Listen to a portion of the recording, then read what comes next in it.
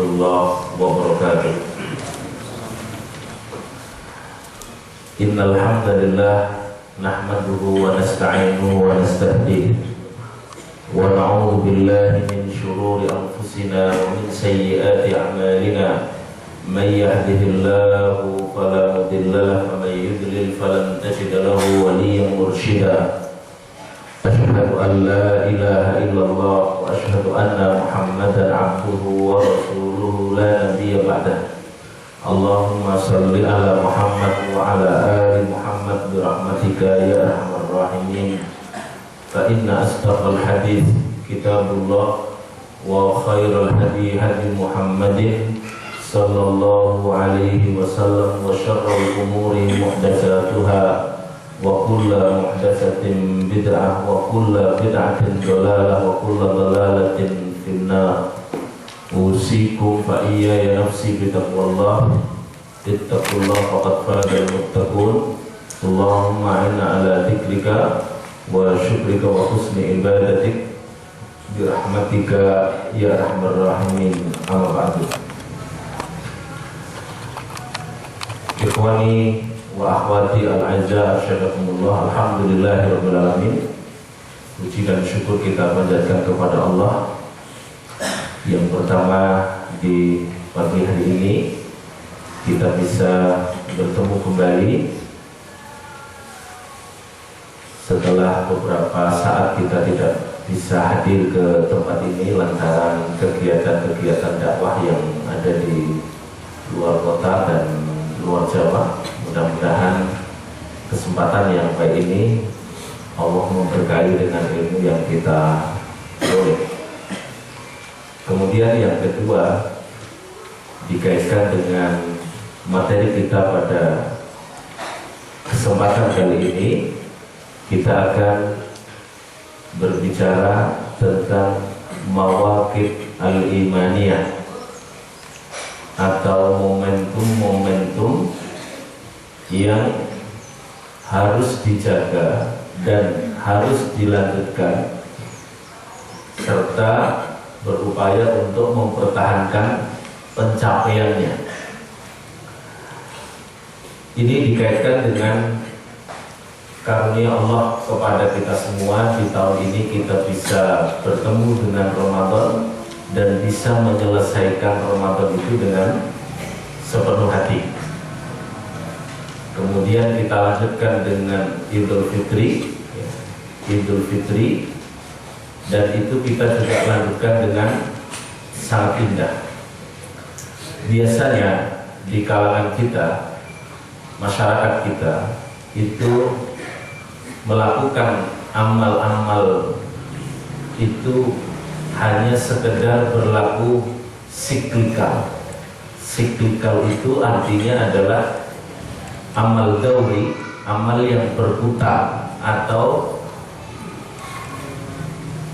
pada bulan-bulan tertentu, khususnya di bulan Ramadan, kita memiliki semangat yang luar biasa, baik dalam hal beribadah, dalam hal amar ma'ruf nahi munkar, dalam hal kepedulian itu kita memiliki tingkat beribadahnya itu lebih besar daripada kalau kemudian kita berada di bulan-bulan lain. Nah, ketika kita masuk di dalam bulan berikutnya dari bulan Ramadan, terlihat penurunan amal itu terjadi bahkan secara signifikan. Secara signifikan kita bisa melihat di awal-awal bulan Syawal, kita mendapati malam pertama dari malam 1 Syawal, kita kebanyakan kaum muslimin itu sudah tidak lagi menunaikan sholat malam yang dalam bahasa Ramadan disebut dengan sholat tarawih, ya, sholat tarawih. Kenapa? Karena di pandangan mereka itu sibuk takbiran, sibuk menunaikan hal-hal yang lain, yang kemudian sholat malam yang menjadi penting itu tidak dilakukan oleh kita. Bahkan di malam satu Syawal yang tadinya sebulan penuh itu full, 1 bulan itu kita menunaikan sholat malam. Itu menandakan adanya skala penurunan yang terjadi. Padahal dalam hadis Aisyah radhiyallahu anha, karena Rasulullah la yada' qiyamal lail wa in kasula aw marida shalla qa'idan. Rasul itu tidak pernah meninggalkan sholat malam. Kalau dia itu sedang malas atau sedang sakit, dia pun tetap sholat dalam keadaan duduk. Dan nanti kemudian akan berlanjut berikutnya kepada amalan-amalan yang lain. Kenapa ini dipentingkan untuk dijaga roh ini? Karena kita sebagai orang yang pengen mendedikasikan diri dalam medan juang, medan jihad fisabilillah, maka menjadi modal kekuatan kita itu letaknya adalah tetap melestarikan sholat malam, apapun bentuknya, berapapun rakaat yang bisa kita capai. Jadi tidak sekedar bangun, tapi juga berupaya berpindah tempat, tapi juga berupaya untuk kita menunaikan sholat malam. Kenapa demikian?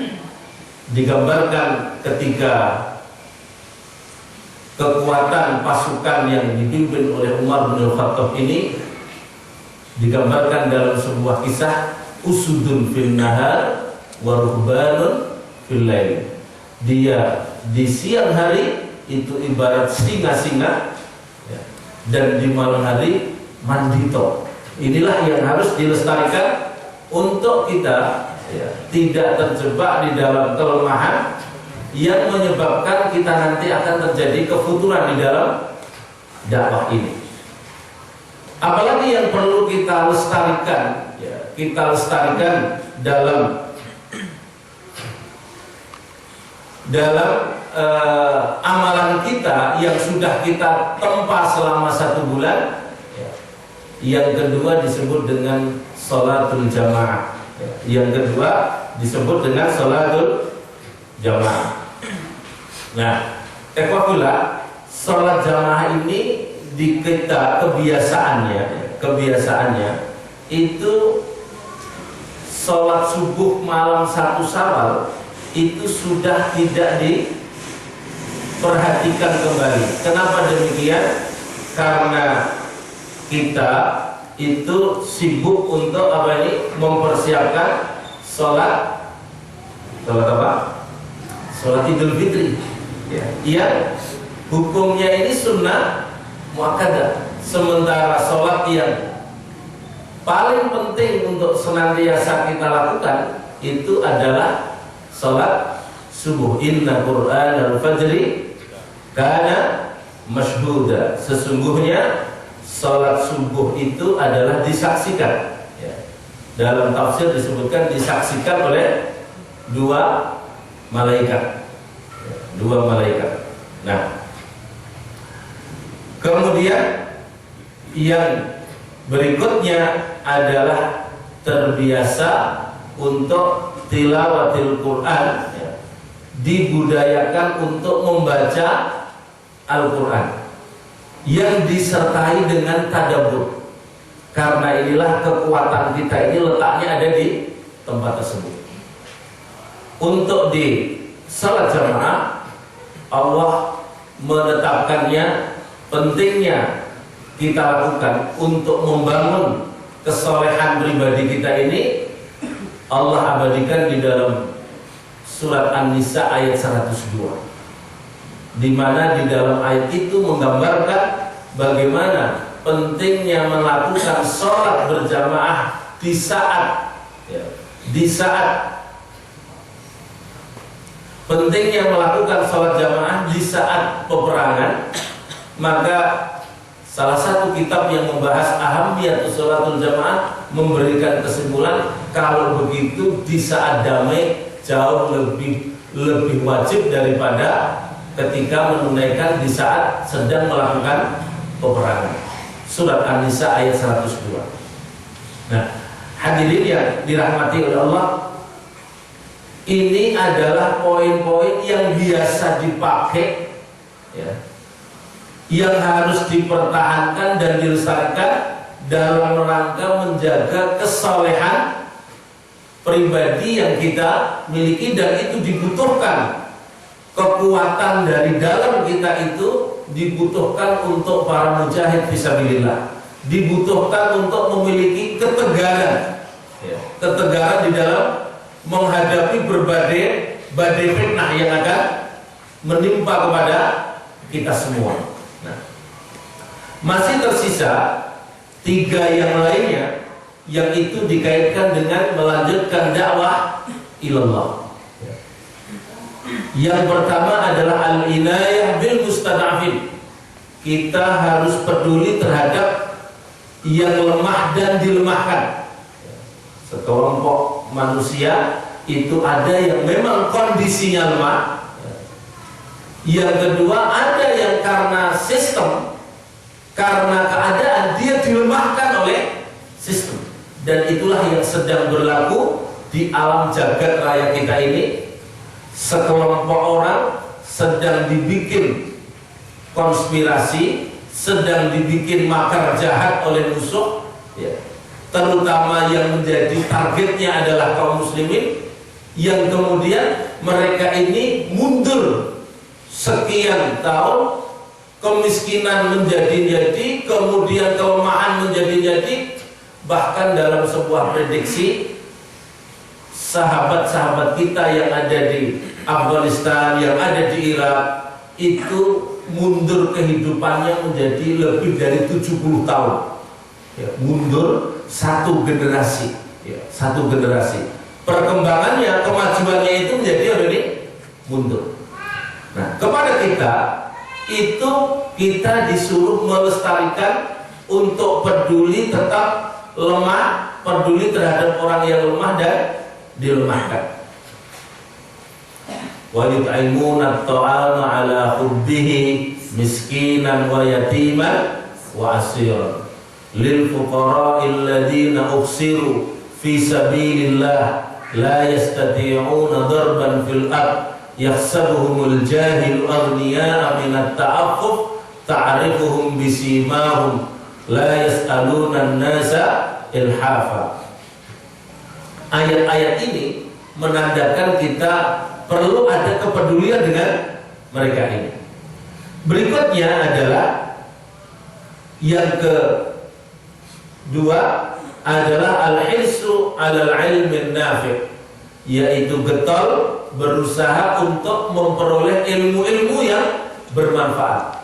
Karena hanya berangkat dari ilmu inilah, penguasaan terhadap ilmu ini, kita ini bisa menghadapi berbagai fitan yang akan menimpa kepada umat kita yang akan datang silih berganti.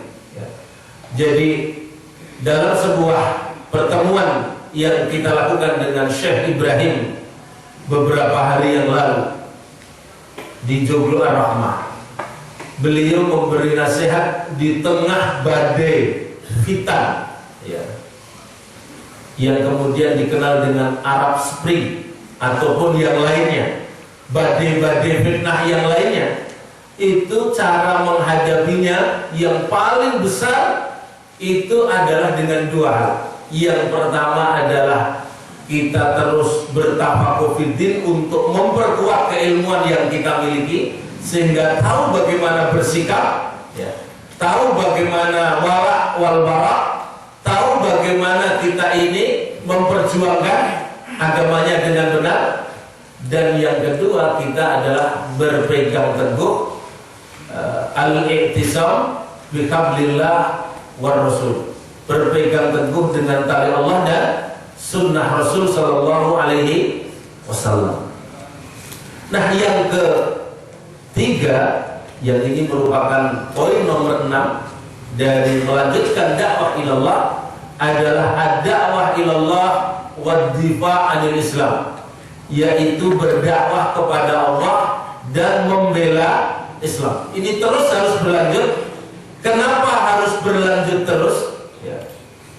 Karena musuh tidak berhenti di dalam memerangi kita semua. Di dalam Al-Baqarah 207 Allah menyampaikan wala yazaluna yuqatilunakum hatta yaruddukum an dinikum in istata'u. Mereka masih saja tetap akan senantiasa memerangi kalian sampai kalian bisa murtad dari agama ini. Apakah mereka menginginkan murtad semuanya keluar dari agama kita? Jawabannya iya, jikalau bisa. Tapi paling tidak mereka menghendaki sebagiannya dari kita untuk bisa keluar dari prinsip-prinsip agama. Sebagiannya kita itu juga keluar dari kaidah-kaidah beragama yang benar atau dilakukan pengkaburan terhadap ajaran agama ini sehingga nanti terjadi kemurtadan. Materinya sudah dibawa, ya dibagikan ya. Ya, maka dalam kesempatan kali ini mari kita lihat kalau kemudian tidak kita lanjutkan kebiasaan-kebiasaan baik itu, ya, kebiasaan-kebiasaan baik itu kita dalam konteks beramal jama'i, beramal yang dipentingkan untuk kepentingan izul Islam wal muslimin ini. Pernah diberikan sebuah nasihat dari seorang ulama dalam sebuah syairnya, mata yablughul bunyanu yawman tamama idza kunta tabnihi wa ghairuka yahdam. Kapan sebuah bangunan itu akan ada hari kesudahannya jikalau engkau membangun sementara sekelompok orang sedang menghancurkannya. Jikalau kita berkeinginan untuk membangun negeri ini dengan syariatnya Allah, dengan hukumnya Allah, dengan segala ketetapan-ketetapan ilahi yang ada pada kita, sementara sekelompok orang sedang berusaha untuk menghancurkannya.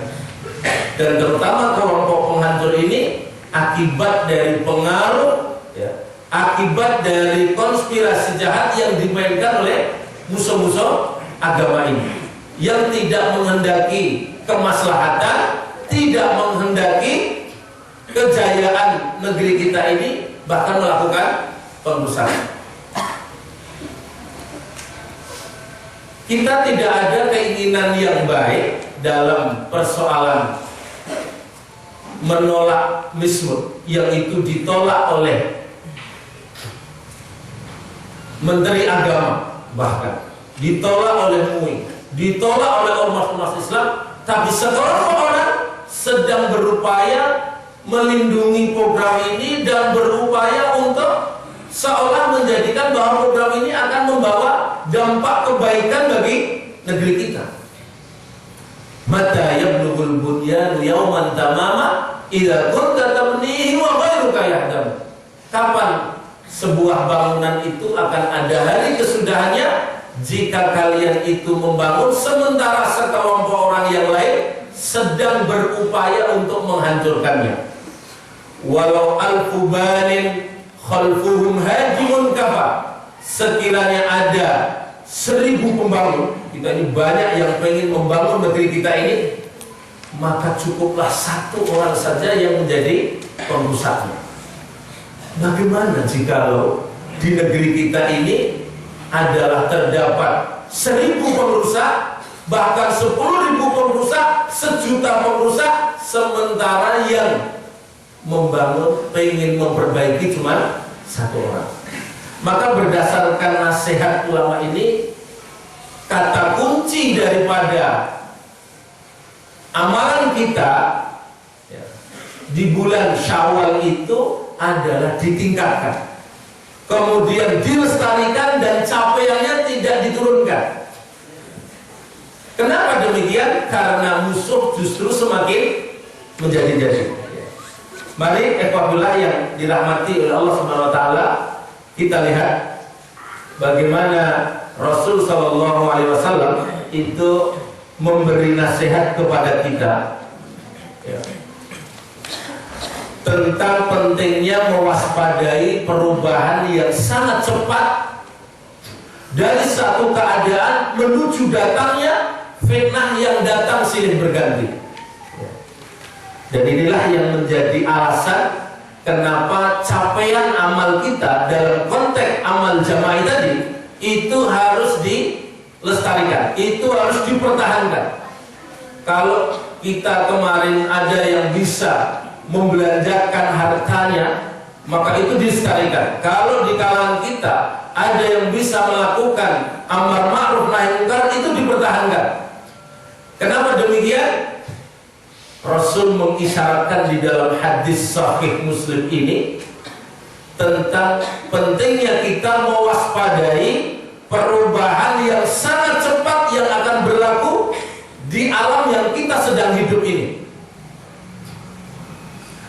An Abi Hurairah anna Rasulullah sallallahu alaihi wasallam qala, dari Abu Hurairah radhiyallahu anhu bahwasanya Rasulullah sallallahu alaihi wasallam bersabda, badiru bil a'mali fitanan ka qita'il lailil mudlim yusbihu ar-rajulu mu'minan wa yumsi kafiran aw yumsi mu'minan wa yusbihu kafiran yabi'u dinahu bi'aradin minad dunya. Bersegeralah kalian untuk beramal-amal yang baik. Pertahankanlah amal-amal yang kita miliki ini. Jaga capaian-capaian kita ini, baik dalam kesolehan pribadi ataupun yang lainnya, itu tetap dijaga. Kenapa demikian? Fasatakunu fitanun kaqita'il lailil mudlim. Karena akan terjadi bentuk fitnah datang silih berganti, satu fitnah belum hadir, datang fitnah yang lain. Itu akan datang silih berganti yang demikian. Kaqita'il lailil mudlim digambarkan seperti sebuah malam yang memotong kegelapan, sebuah keadaan yang gelap gulita. Jadi fitnahnya itu digambarkan seperti sebuah potongan malam yang sangat gelap gulita. Apa yang dimaksud? Di saat itu, di saat yang diprediksi oleh Rasul SAW itu, di mana munculnya fitnah itu datang silih berganti, kita jadi memiliki kesulitan untuk memilah mana yang benar, mana yang salah, memilah untuk siapa kawan, siapa lawan. Saking gelapnya, mana yang syubhat, mana yang rancu, mana yang benar, itu sulit untuk ditemukan. Karena bisa jadi ada orang-orang yang pengen merusak Islam, pengen menghancurkan Islam, tapi mereka berbaju dengan baju Muslim. Itulah yang kemudian menyulitkan kepada kita semua. Dan di saat itulah semestinya amal-amal kita itu bertengger pada posisi yang tertinggi. Kenapa demikian? Karena dari situlah nanti kita akan diberikan kemampuan daya pandang, daya lihat untuk melihat kondisi yang sesungguhnya. Ini memang berbaju Islam, bahkan mengungkapkan syiar-syiar Islam, tapi ini sesungguhnya sedang bermain api dengan musuh. Itulah yang kemudian Hudzaifah bin Yaman itu mengisyaratkan akan terjadinya kegaduhan yang disampaikan oleh Rasulullah itu. Kegaduhan itu salah satu cirinya adalah du'atu ala abwabi jahannam, yaitu munculnya para pendakwah, para penyeru, tapi yang berdiri bukan di atas pintu surga, tapi berdiri di atas pintu jahannam. Bisa bayangkan Pak, orang yang bisa memberi khutbah seperti ini, atau orang yang bisa mengajak kebaikan, tapi sesungguhnya sedang menggiring kepada jahanam. Itu yang disampaikan oleh Rasul kepada Hudzaifah bin Yaman, yaitu munculnya para du'atu ala abwabi jahannam hum min jildatina. Ketika Hudzaifah bin Yaman, sahabat Nabi radhiyallahu anhu ini, meminta untuk disifati agar kami tidak terjebak kepada manusia-manusia yang seperti itu, Rasul menyampaikan hum min jildatina wa yatakallamuna bi alsinatina. Mereka ini kulitnya sama dengan kita, bahasanya sama dengan kita, tapi mereka juga berbicara sama dengan kita, tapi membelakangi Islam. Definisi inilah yang pernah disampaikan oleh Profesor Ahmad Muhammad Jamal. Mereka-mereka yang kemudian terjebak dengan konspirasi, ya, seolah bahwa sebuah kejahatan itu bisa dipermaklumkan karena sedang berada di dalam lingkaran konspirasi. Ya. Ambil contoh kita dulu, ya, tahun lalu, Ramadan tahun lalu, dan Syawal tahun lalu, Idul Fitri tahun lalu, kita belum punya masalah tentang Mesir. Kita mungkin sebelumnya baru punya masalah tentang Suriah, tapi Syria belum selesai, akan muncul fitnah baru, dan itu akan datang silih berganti. Inilah yang kemudian disyaratkan oleh Nabi untuk kita segera mengambil posisi di satu posisi di mana amalan kita ini bertengger pada posisi-posisi yang bagus. Kenapa demikian? Ketahanan mental kita, ketahanan akidah kita itu dibutuhkan dalam menghadapi kondisi ini. Kenapa? Karena Rasul mengisyaratkan saking begitu beratnya tantangan fitnah yang datang kepada kita itu, sampai ada orang yang yusbihur rajulu mu'minan wa yumsi kafiran. Di pagi hari dia masih menjadi seorang mukmin, tapi sore hari itu sudah berubah menjadi orang kafir. Namanya nggak berubah, bajunya nggak berubah, tapi perilakunya itu sudah mendekati orang kafir. Perilakunya udah membenarkan kekafiran. Itu bisa terjadi. Yusbihur rajulu mu'minan wa yumsi. Karena begitu berat terpaan yang harus ditimpa oleh kita ketika menghadapi keadaan-keadaan yang demikian. Nah, inilah yang harus dipahami oleh kita dalam hadis ini. Akan munculnya badai fitnah itu, ya, datang silih berganti, dan disitulah diperlukan ketajaman kita, intuisi kita, ya, untuk melihat apa yang berlaku di muka bumi ini dengan mata hati yang kita miliki, ya. Ini mau kita bantu, tapi kok dibantu Amerika mungkin sulit.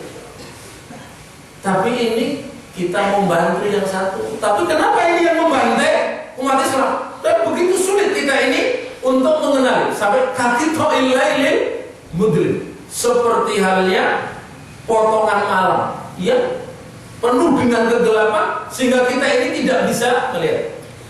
Kalau fitnah itu datang di siang bolong ini kan bisa lihat, kita bisa lihat.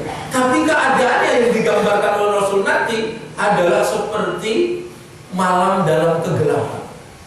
Sulit untuk merabanya, ya. Sulit untuk kita mengenali dan mendeteksi kelompok-kelompok tersebut. Nah, maka dari aspek kesolehan pribadi, ya, kesolehan pribadi, kita diingatkan oleh Rasulullah SAW dalam hadis qudsi, ya, wa ma zala al-'abdu yataqarrabu ilayya bin nawafil hatta uhibbahu fa idza ahbabtuhu fa kuntu sam'un yasma'u bihi wa basarun yubsiru bihi wa rijlun yamshu bihi.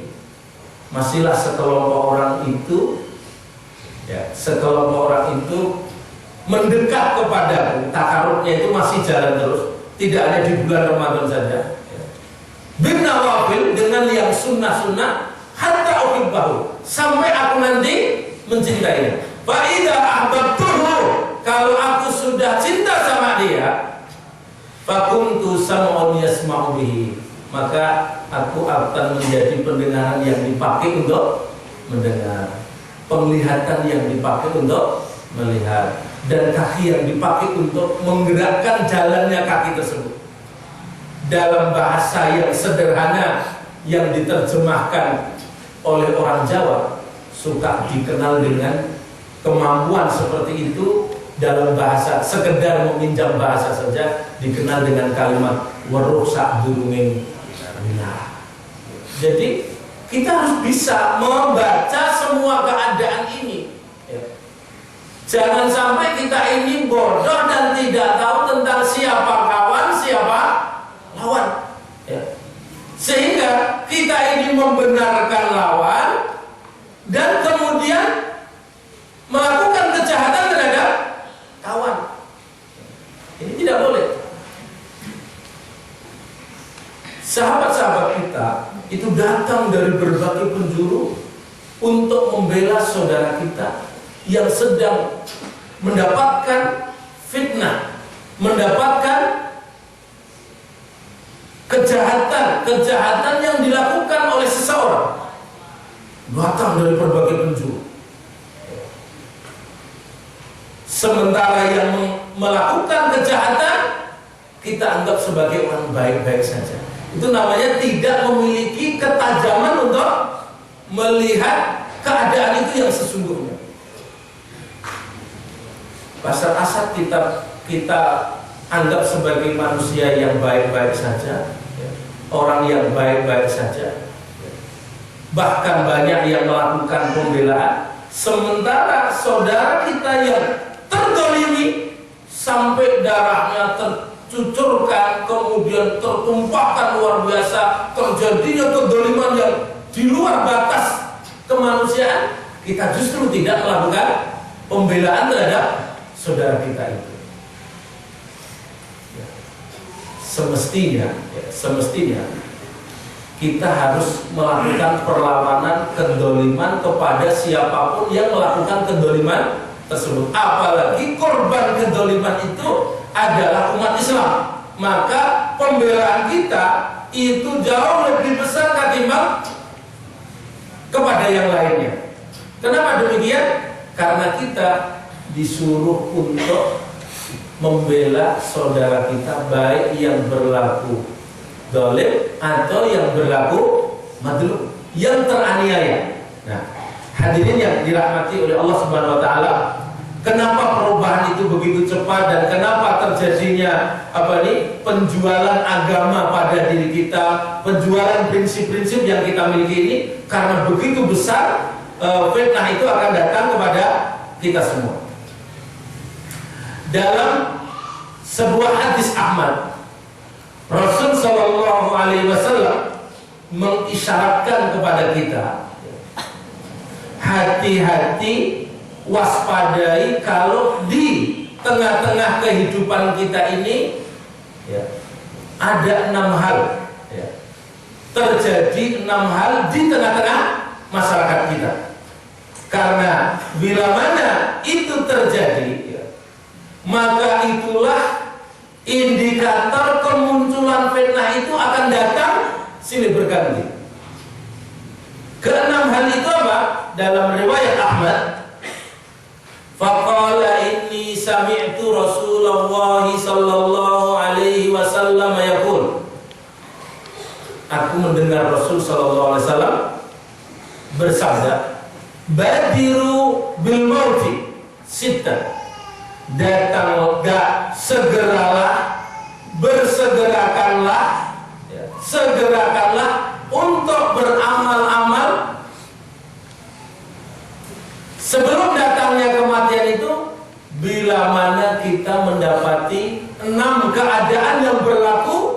di tengah kita. 6 keadaan yang kita bisa lihat dengan mata kepala di tengah masyarakat dan di tengah dunia kita ini. Apa saja ikhwah? Yang pertama adalah imrotas sufaha, yaitu munculnya para pemimpin dari kalangan orang bodoh.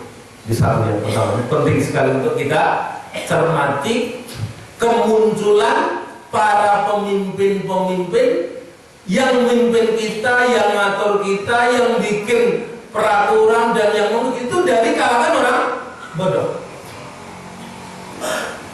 Sebagian kita terjadi kesalahpahaman, oh berarti itu belum terjadi di tengah kita. Kenapa? Karena kita yang memimpin banyak yang dokter, banyak yang profesor, ya. Banyak yang menjadi dokter dan banyak yang profesor. Banyak yang kemudian memiliki apa nih?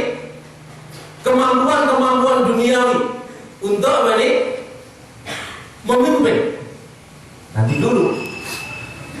Itu bukan yang dimaksud. Karena dalam pengertian ruwaibithah yang disampaikan oleh Rasulullah SAW itu adalah ar-rajulu tabi' yatakallamu fi amrin 'ammatin, yaitu munculnya seseorang yang bodoh dari ilmu agama, tidak ngerti ilmu agama, tapi menjadi oportunis, menjadi mengambil kesempatan lalu memimpin di tengah masyarakat ini. Nah, ketika itu terjadi di tengah kita, saya tidak ingin berkomentar ke pemimpinannya kayak apa. Saya tidak ingin berkomentar tentang kepemimpinannya, tapi yang ingin saya sampaikan dalam konteks ini ialah bahwa ketika muncul sekelompok orang yang oportunis seperti ini, sesungguhnya tidak memiliki kapasitas keilmuan, tidak memiliki keilmuan agama, dan bahkan jauh dari agama, tapi tengah memimpin di tengah masyarakat kita. Ketahuilah itu indikator pertama yang disampaikan oleh Rasulullah, akan terjadinya berbagai malapetaka fitnah terjadi di tengah-tengah kita. Orang kemudian ketika memimpin sebuah kelembagaan tidak dengan ilmu agama, ketika ada penawaran untuk diadakannya miswat, perhelatan yang bisa membawa kepada kemungkaran yang sangat besar, ya cara berpikirnya yaitu nanti akan meningkatkan pariwisata, nanti akan banyak orang datang, kemudian orang lagi mengenal, tidak melihat dari aspek madarat yang akan terjadi, dampak-dampak sosial yang akan menimpa kepada umat ini. Yang ada di pikirannya adalah duit. Yang ada di pikirannya adalah nanti kemudian negeri kita akan memperoleh apa ini? Berbagai devisa yang sangat apa ini? Tinggi. Ini peluang emas. Cara berpikir jadi demikian. Ini kalau terjadi imrotas sufaha, kepemimpinan di dunia ini didominasi oleh para sufaha. Ya. Bahkan kalau di hadis lain, mohon maaf sekali ya, bagi yang sedang memimpin, Rasul memberi kategorinya bukan hanya sufaha, tapi at-tafi. Nyuwun pangapunten tafsir itu diterjemahkan dengan kamus, monggo nanti dilihat, itu ternyata artinya dungu, ya, dungu. Ya. Tapi kalau kita pengen nyampaikan apa ini, para pemimpin kita ini dungu kan gak enak. Ya.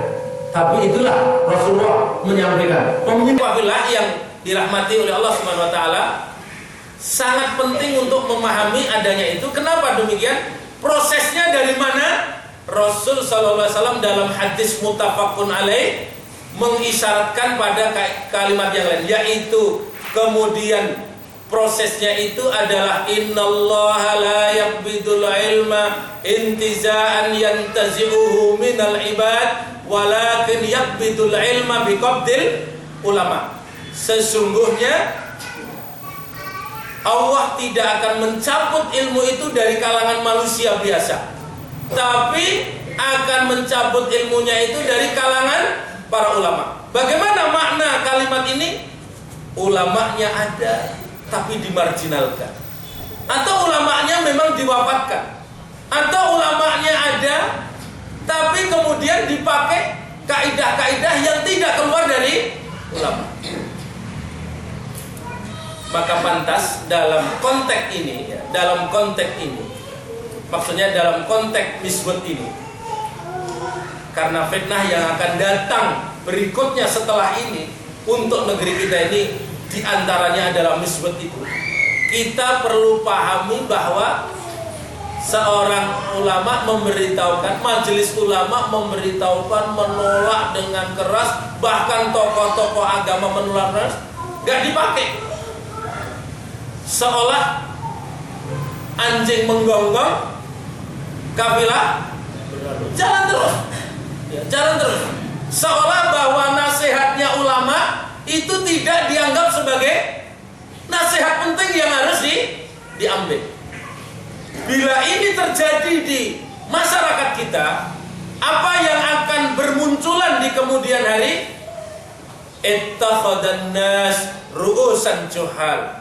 Manusia akan mengambil para pemimpinnya dari kalangan orang bodoh. Kata hadis Nabi, muttafaqun alaih.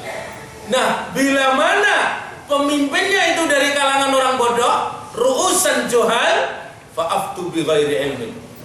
Para pemimpinnya membuat kebijakan, membuat terobosan, membuat aturan, membuat peluang-peluang yang kesemuanya itu tanpa dasar ilmu sama sekali. Akibatnya apa? Fadallu wa adallu. Mereka sesat dan disesatkan. Mereka sesat dan menyesatkan untuk kita semua.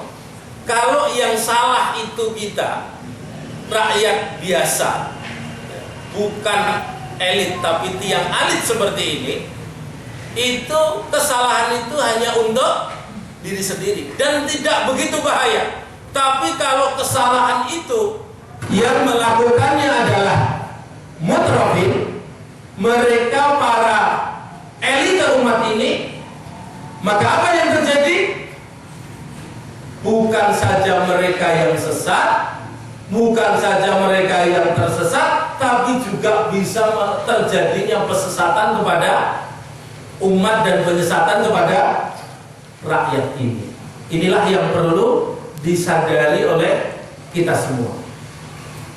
Perlu dipahami bahwa biasanya ada beberapa perbedaan di kalangan ulama di dalam mensikapi tentang misbut ini.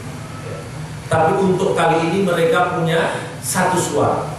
Termasuk diantaranya Said Agil Sirot yang biasanya sih, mohon maaf, suaranya agak beda, tapi khusus yang ini dia suaranya sama dengan majelis ulama dan tokoh-tokoh yang lain, apalagi Muhammadiyah juga memberikan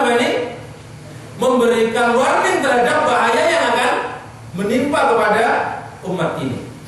Yang kedua, mari kita lihat, wa kasratas syarti, yaitu banyaknya para polisi, banyaknya para pengawal hukum, banyaknya para ajudan, banyaknya para pegawai. Kenapa? Isyarat apa itu banyaknya para pegawai atau banyaknya para polisi? Isyarat bahwa kemungkaran yang terjadi di tengah kita ini tidak bisa diselesaikan, tidak bisa dihentikan dan tidak bisa ditahan. Gelombang kemungkaran itu terjadi terus menerus. Kita ini aneh di negeri kita ini, ya. Belum kita bicara negara-negara yang lain. Aneh di negeri kita ini, di mana kita ini mestinya penegak hukum itu cukup polisi sama jaksa sama hakim, sudah cukup. Tapi masih kurang percaya. Maka kemudian karena banyak para penegak korupsi pada waktu itu oknumnya adalah justru melakukan korupsi, maka kemudian dibikinlah KPK. Nanti kemudian untuk mengawasi hakim, karena ada hakim yang berlaku curang, maka dibikinlah komisi yudisial. Nanti karena banyak polisi yang juga menyimpang, maka dibikinlah Kompolnas. Jadi semestinya enggak. Artinya sebuah badan yang mengawasi pengawas yang mengawasi pengawas. Mestinya pengawas merasa diawasi, tapi kemudian harus dibutuhkan itu. Kenapa demikian? Inilah tanda-tanda akan muncul berbagai fitnah yang menimpa kepada umat kita ini. Mestinya seorang penjaga sipil itu kan harus menjaga orang yang sedang ditahan di dalam penjara tersebut. Tapi ini baru terjadi sekali ini di dunia, belum pernah. Yang itu terjadi di Indonesia, di mana pabrik sabu itu bayangkan, Pak, itu terjadi di dalam lapas. Saya itu nanti raiso mikir nih, piye nekake mesine bikin sabu-sabu itu, piye nekake bahan bakunya, letake ngendi, kok bisa gitu ya, kok bisa ya, itu yang terjadi dan itulah yang harus diwaspadai ketika kasrot syarti ini muncul di tengah-tengah kita lantaran timbul ketidakpercayaan antara penegak hukum, maka kemudian kita harus mewaspadai karena setelah itu akan datang berbagai kemunculan fitnah, datang silih berhenti. Segeralah mengambil posisi untuk beramal kebaikan. Yang berikutnya adalah yang ketiga adalah wabai al-hukmi. Di masyarakat kita terjadi jual beli hukum, jual beli hukum. Kalau kita kenal jual beli itu ya jual beli barang, lombok, ya, kemudian bawang dan yang lain. Tapi ini terjadi di tengah kita, ada jual beli hukum yang kemudian sering diistilahkan namanya jual beli perkara. Jual beli perkara. Jual beli perkara itu kita bisa mendapatkan indikasi-indikasinya. Ada penegakan hukum yang tebang pilih, ada yang melakukan penegakan hukum yang seolah melampaui batas di dalam penegakan hukumnya, dilakukan tindakan represif yang luar biasa, sementara yang lebih membahayakan tidak ditegakkan secara benar. Kenapa demikian? Kalau orang yang tertuduh teroris itu bisa habis di jalanan, bisa habis sampai di jalan tanpa harus melewati meja hijau. Bahkan padahal belum bisa dikatakan sebagai dia ini salah. Dia harus dibikin salah atau benar itu harus diselesaikan di meja hijau. Tapi tidak terjadi demikian. Khusus untuk ini seolah bahwa target itu melakukan perlawanan, membahayakan untuk aparat. Sementara koruptor kelas kakap diberikan pembiaran dan bahkan kemudian hukumnya dibatalin. Mereka seperti pesakitan tapi terhormat. Ini persoalan yang sedang kita hadapi di tengah-tengah kita ini, dan inilah kezaliman yang sedang terjadi. Kalau ini terus berlaku di tengah kita, maka ketahuilah bahwa itu akan segera datang berbagai kemunculan fitnah yang akan menimpa pada umat kita ini.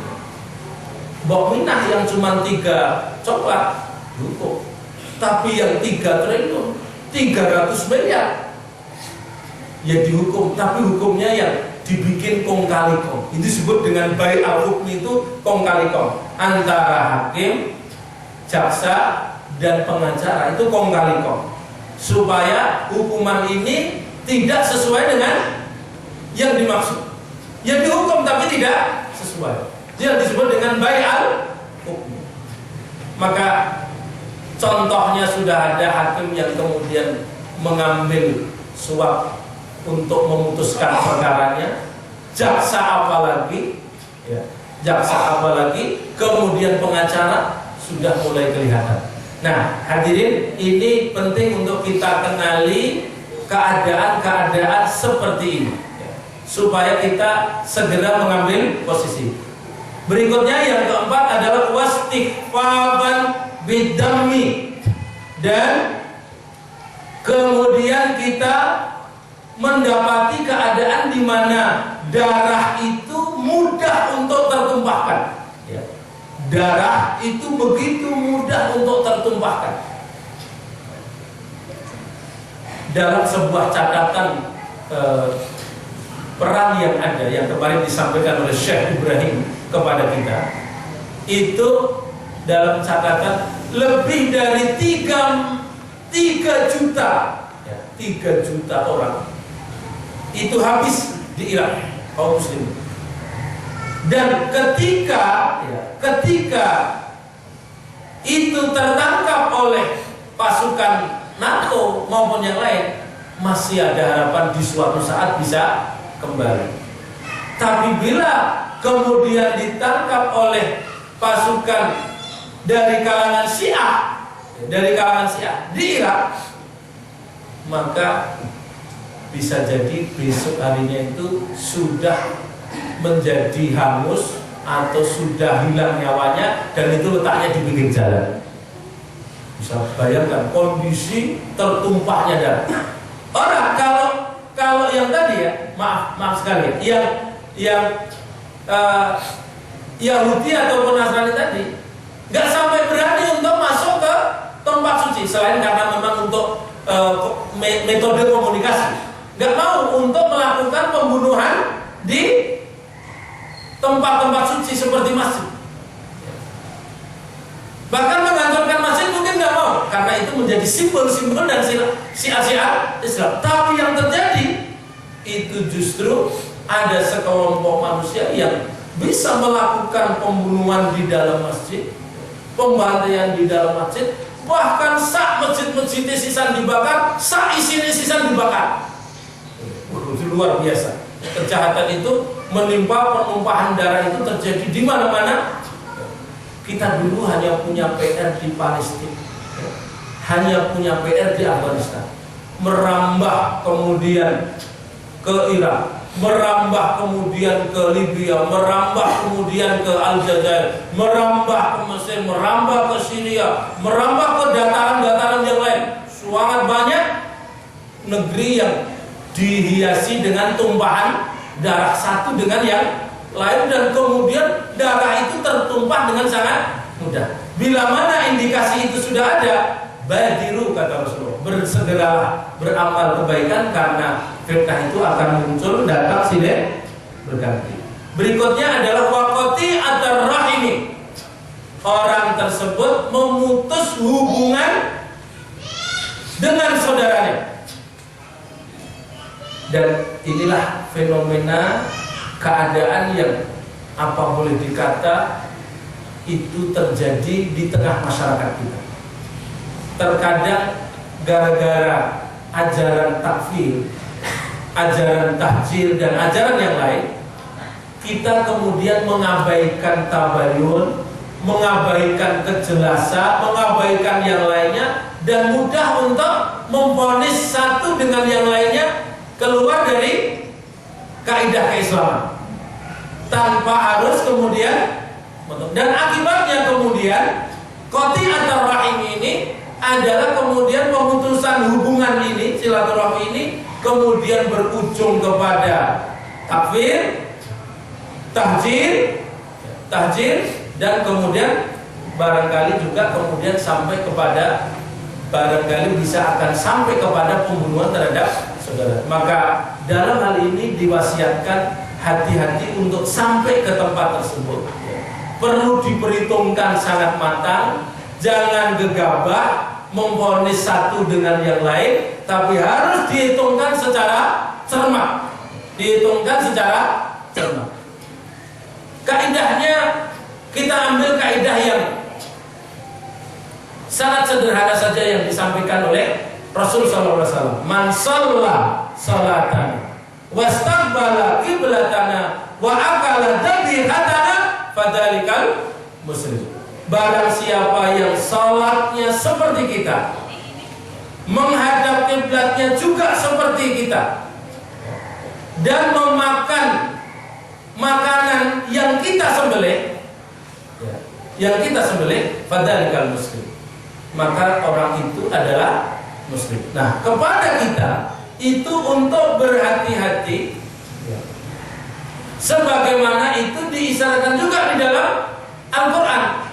Ketika sekelompok orang akan berjihad, sekelompok sahabat keluar, idza darabtum fi sabilillah fatabayyanu wa la taqulu liman alqa ilaikumus salama lasta mu'mina. Apabila kalian sedang berangkat untuk berjuang, maka carilah tahu lebih banyak, tabayyunlah yang dilakukan untuk memutuskan suatu keadaan. Wala taqulu liman alqa ilaikumus salama lasta mu'mina. Jangan engkau katakan orang yang telah mengucapkan salam itu bahwa engkau adalah bukan orang yang beriman. Kisah ini adalah ketika sekelompok sahabat berangkat berperang, di jalan berpapasan dengan orang yang sedang mengembala kambing. Orang ini adalah mengucapkan salam.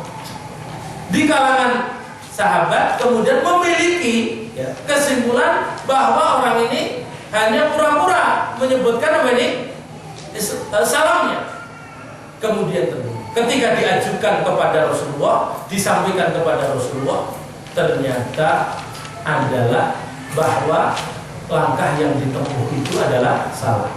Kenapa engkau bunuh orang yang sudah mengucapkan salam? Nah, bila kalau ukurnya salam saja itu harus berhati-hati, apalagi kalau kemudian sifat-sifat yang lain itu masih ada, sifat-sifat keislamannya itu masih ada, maka kita harus juga berhati-hati. Bukan tidak boleh memvonis, tapi berhati-hatilah, karena ini bisa berdampak yang tidak boleh. Berlebihan tidak boleh, mengurangkan juga tidak boleh. Yang semestinya orang itu keluar dari Islam, tapi kita tidak anggap sebagai keluar dari Islam, dan berlebih-lebihan, belum saatnya disebut sebagai orang yang keluar dari Islam, sebagai keluar dari Islam. Seperti ini juga tidak diperkenankan. Nah, maka cara menyambung silaturahmi ini ukurannya ya sederhana seperti yang disebut tadi. Ya, man shalla salatana wastaqbala qiblatana wa akala dzikratana fadzalikal muslim. Orang yang masih mengucapkan salam kepada kita, ya selebihnya itu kita serahkan kepada Allah. Kalau ternyata kita salah pandang, mungkin dia pura-pura, sholatnya pura-pura, mungkin juga kemudian menghadap kiblatnya pura-pura. Kecuali yang di Suriname ya. Karena orang yang di Suriname itu kiblatnya tetap madhep kulon. Tetap madhep apa ini? Kulon. Padahal Suriname itu adalah letaknya di baratnya Ka'bah. Lah ujung usut punya usut itu adalah orang-orang yang dulu dikirim dari Jawa, yang kemudian bekerja roti di sana, dan kemudian ketika bekerja itu kemudian dia tinggal anak-anak perinak di sana, bahkan sampai sekarang masih berbahasa Jawa, dan di pandangan mereka dulu waktu di Jawa sholat itu madhep, sampai sekarang tetap madhep. Nah, ini orang salah paham, ngerti, perlu memang apa ini dipahami gitu. Nah, hadirin yang dirahmati oleh Allah, berikutnya kami persingkatkan, wa nas'an yattakhidunal qur'ana mazahir, yang terakhir, yaitu sekelompok orang yang sedang dalam masa pertumbuhan, nas'an, yattakhidunal Qur'an, menjadikan Al-Qur'an mazamira, ibarat seruling. Indikasi apa ini? Ya, indikasi apa? Ketika kita mendapati sekelompok orang, ya, itu menjadikan Quran itu hanya diambil kemanfaatan dari keindahan bacaannya, ya, keindahan bacaannya, tanpa disertai dengan pemahaman, ya, tanpa disertai dengan pemahaman, maka ini adalah sebuah malapetaka. Ini sebuah keadaan yang tidak menyenangkan. Walaupun kita di pandangan kita barangkali dianggap sebagai sesuatu yang sedang menyenangkan, karena sekarang Quran didendangkan di mana-mana dan indah-indah. Tapi harus dipahami ketika fasenya sampai di situ saja, itu kemudian ini adalah malapetaka untuk kita. Karena Quran hanya akan disampaikan pada bacaan saja dan indahnya saja. Apakah tidak boleh? Jawabannya harus. Baca Quran itu harus bagus dan fasih. Warattilil Qur'ana tartila. Yang tidak benar itu ketika berinteraksi dengan Quran itu hanya sampai kepada keindahan bacaannya saja, tanpa mengerti maknanya, tanpa mengerti kandungannya, tanpa mengerti konsekuensi apa yang dia baca tadi. Maka tuntutannya menurut Syekh Shalih Utsaimin, Quran itu adalah kitabun anzalnahu, surat Shad ayat 29. Kitabun anzalnahu ilaika mubarakun liyadabbaru ayatihi wa liyatadzakkara ulul albab. Jadi kitab yang kami turunkan ini bisa berbarokah, bisa berbarokah asalkan dilakukan dua hal. Apa itu? Liyadabbaru, lakukanlah tadabbur, penghayatan, perenungan sampai mengerti betul apa kandungan yang ada di dalam Al-Quran. Tidak sampai hanya sekedar membacanya saja, agar sampai kepada pemahaman. Yang langkah kedua nanti adalah pengamalan. Apalagi ikhwafillah yang dirahmati oleh Allah Subhanahu wa taala, diisyaratkan di dalam hadis riwayat Ahmad ini, yuqaddimunahu yughannihim wa in kana aqalla minhu fikha. Mereka lebih mengedepankan, ya, lebih mengedepankan orang-orang yang bisa menghiasi Quran dengan bacaannya dan bahkan mendendangkan dan menyanyikannya. Wa in kana aqalla minhu fikha, walaupun orang itu lebih sedikit pemahamannya. Jadi yang jadi panutannya itu yang pinter baca Qurannya indah, bukan orang yang pinter memahami Al-Quran. Bahkan di dalam sebuah stasiun televisi saya pernah melihat itu, bagaimana seorang ustaz itu melengkingkan bacaan Al-Quran panjang, nanti merubah dari hukum matnya. Mestinya cuma mat tobi'i, tapi mat gak karu-karuan, motot karena panjang gitu ya. Nah itu yang terjadi, tidak mau mencoba untuk memahami kandungan yang ada di dalam Al-Quran tersebut. Nah ini fenomena-fenomena ini bila mana terjadi di tengah kita, berhati-hatilah, karena ini bisa jadi adalah indikator akan terjadinya kemungkaran-kemungkaran, terjadinya fitnah-fitnah yang akan menimpa kepada kita. Di sisi lain, kita tetap harus mencoba untuk membaca Al-Quran ini dengan sangat indah, berupaya, karena ini merupakan bagian dari hiasan kita.